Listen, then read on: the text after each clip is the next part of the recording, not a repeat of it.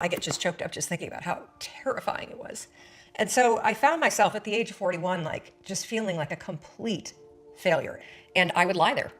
And I would think about the lien on the house, and I would think about the bankruptcy that we were facing. And I would think about how much we had fought the night before. And I would think about the fact that I was unemployed. And I would hit the snooze button. I mean, why would you get up when your life is like that? Why would you? In the scheme of life, hitting the snooze button is not that big of a deal. But here's the thing about life. None of us wake up and say, today is the day I destroy my life. What we do is we kind of check out because it feels overwhelming. Or we check out because we're afraid. Or we check out because we start listening to self-doubt. And then we make these teeny tiny decisions all day long. We don't even realize it. Decision to not get up on time, a decision to not eat the right thing, a decision to snap at your kids, a decision to not speak in a meeting, a decision to not look for a job, a decision to not deal with your finances, a decision to not call your parents, like whatever it is. All day long, these tiny decisions that take you so far off track. And then you wake up like I did and you look at your life and you think, how the hell did I get here? And I was about to turn off the TV, and there on the TV, there was this rocket launching, and I thought, oh my gosh, that is it. I am gonna launch myself out of bed like a rocket ship, like NASA, right here, had launched me out of that bed. And I'm gonna move so fast that I don't think. I'm gonna beat my brain. The next morning, the alarm goes off, and I pretended NASA was there.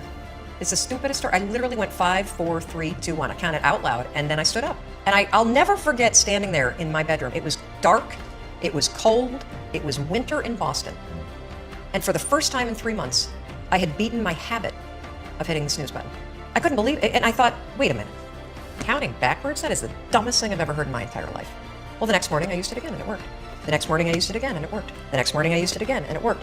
And then I started to notice something really interesting. You have about a 5-second window in which you can move from idea to action before your brain kicks into full gear and sabotages any change in behavior.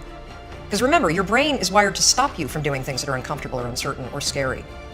It's your job to learn how to move from those ideas that could change everything into acting on it in the smallest moment. Because I went from getting up on time and waking up on time to shaking up my entire life.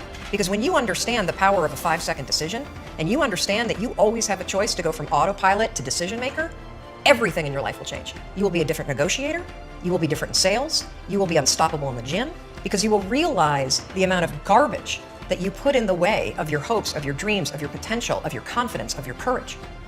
Everything comes down to the decisions that you make. We all know what to do. None of us know how to make ourselves do it. So the single most profound use of the 5-second rule is mind control. You can actually use one stupid little trick to push yourself to grab it. I wanted to change my life.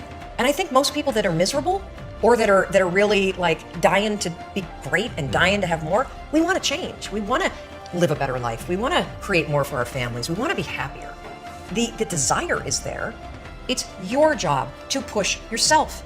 Agreed. There are tricks that you can use that actually outsmart the tricks your brain plays on you. You can outsmart your own brain